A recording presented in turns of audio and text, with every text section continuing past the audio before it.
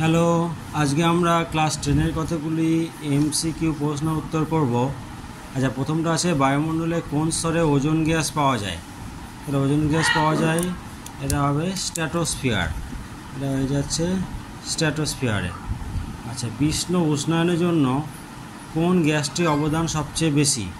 তাই গেলে এখানে সবচেয়ে বেশি অবদান যদি বলতে হয় তাহলে সেটা হচ্ছে ডি নাম্বার, কার্বন ডাইঅক্সাইড। কোন উষ্ণতাটি 303 কেলভিনের সমান? তাহলে আমরা এখানে দেখতে পাচ্ছি যে এটা হবে 30 ডিগ্রি সেলসিয়াস। তার কারণ 30 ডিগ্রি সেলসিয়াস সমান 30 প্লাস 273 সমান হয়ে যাচ্ছে 303 কেলভিন। আচ্ছা, তারপরে দেখো যে সি প্লাস O2CO2 বিক্রিয়ায় 6 গ্রাম কার্বন থেকে এসটিপিতে প্রাপ্ত কার্বন ডাইঅক্সাইডের আয়তন।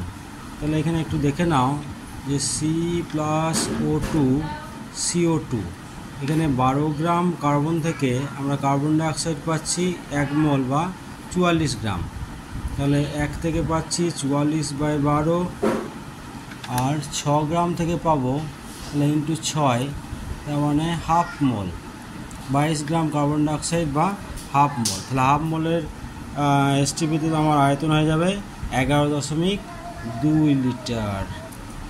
আচ্ছা, তারপরটা আছে দেখো কঠিনের দৈর্ঘ্য প্রসারণ গুণাঙ্কের একক নির্ভর করে কোন এককের উপর? তাহলে এটা হবে দৈর্ঘ্য প্রসারণ গুণাঙ্কের একক শুধুমাত্র উষ্ণতার উপরে নির্ভর করে, এটা হয়ে যাবে উষ্ণতার উপর নির্ভর করে।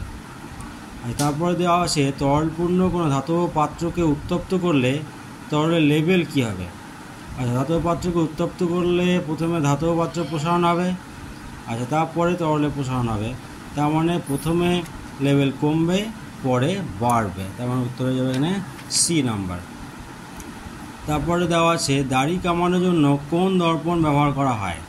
তাহলে এটা অবশ্যই হবে অবতল দর্পণ, কারণ আমরা জানি অবতল দর্পণের খুব কাছে কোনো বস্তুকে রাখলে বস্তু অপেক্ষা বড়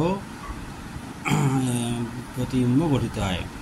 আচ্ছা, কোন আপতন কোণের জন্য লঘু থেকে ঘনমাধ্যমে আলোর চ্যুতির মান সর্বনিম্ন হবে?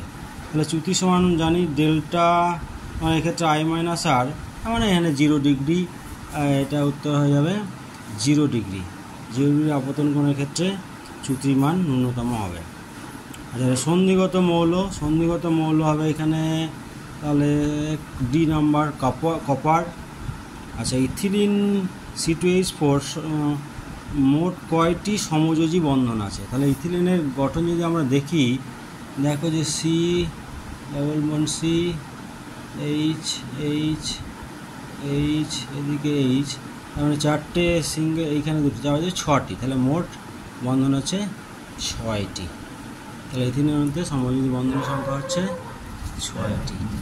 এটা হয়ে যাচ্ছে 6টি।